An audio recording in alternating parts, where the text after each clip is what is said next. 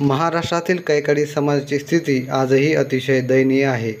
विदर्भात त्यांचा समावेश अनुसूचित जाती SC प्रवर्गात केला आहे, तर मराठवाड्यात त्यांच्यासाठी वेगळा विमुक्त जाती भटक्या जमाती VJNT प्रवर्ग लागू आहे.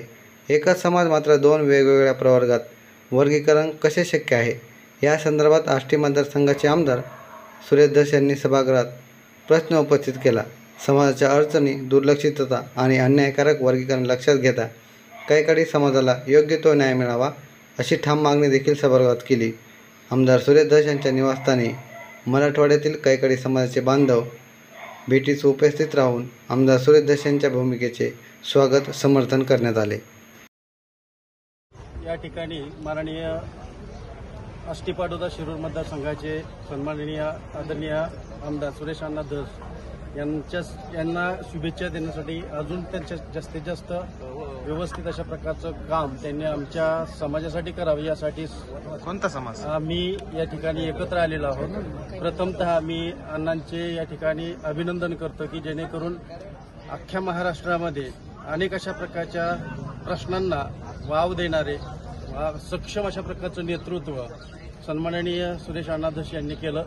आमचा समाज कैकाडी समाज हा या ठिकाणी अनेक गोष्टीपासून सतत वंचित असतो आणि या वंचित असणाऱ्या घटकांना न्याय देण्याचं काम त्यांनी प्रश्नस्वरूपात विधानभवनात मांडलं आणि त्यामुळे आमचा समाज हा आज या ठिकाणी एकत्र येऊन जास्तीत जास्त त्यांना कोणत्या अडचणी आम्हाला येतात त्या सांगण्याचा प्रयत्न आम्ही केला.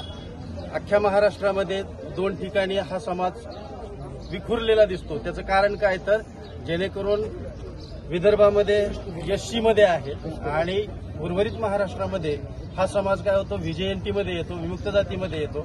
म्हणून या असणाऱ्या समाजावरती सतत अन्याय होतो आणि त्यामुळं सन्माननीय अण्णांनी हा प्रश्न विधानभवनात मांडला आणि जास्तीत जास्त चालना त्या गोष्टीला मिळावी यासाठी आम्ही या ठिकाणी एकत्र येऊन अण्णांचा शब्दसुमनाने स्वागत केलं, सत्कार केला.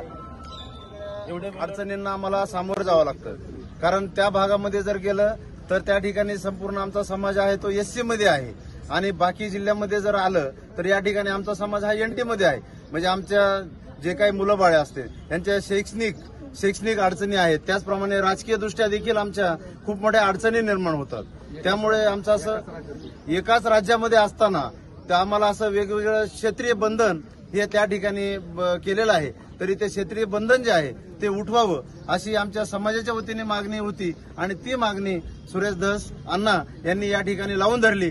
त्याबद्दल आम्ही सर्व समाजाच्या वतीनं त्यांचं या ठिकाणी आभार मानतो.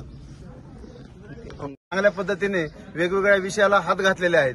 तर आमच्या कैकाडी समाजाचा विषय जो आहे तो देखील अतिशय चांगल्या पद्धतीने त्यांनी मांडलेला आहे आणि आम्ही सर्व महाराष्ट्रातून आज या ठिकाणी अण्णांचे आभार मानण्यासाठी आज या ठिकाणी आम्ही अण्णांकडे आलो होतो.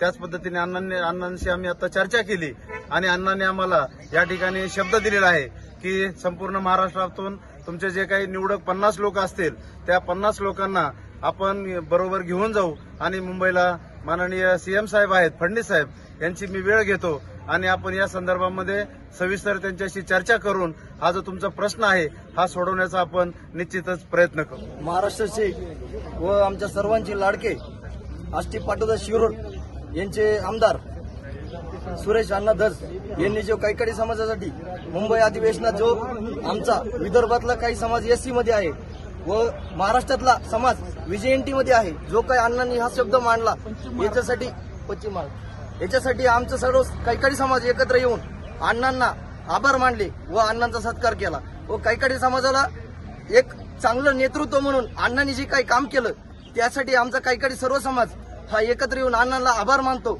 व पुढे देखील अण्णांनी कैकाडी समाजासाठी एकत्र येऊन सर्व आम्ही कैकाडी समाज एकत्र आहेत अण्णाच्या, पण अण्णांनी देखील आम्हाला पुढाकार द्यावा व कैकाडी समाजासाठी जे काही करता येईल ते अण्णांनी करावे.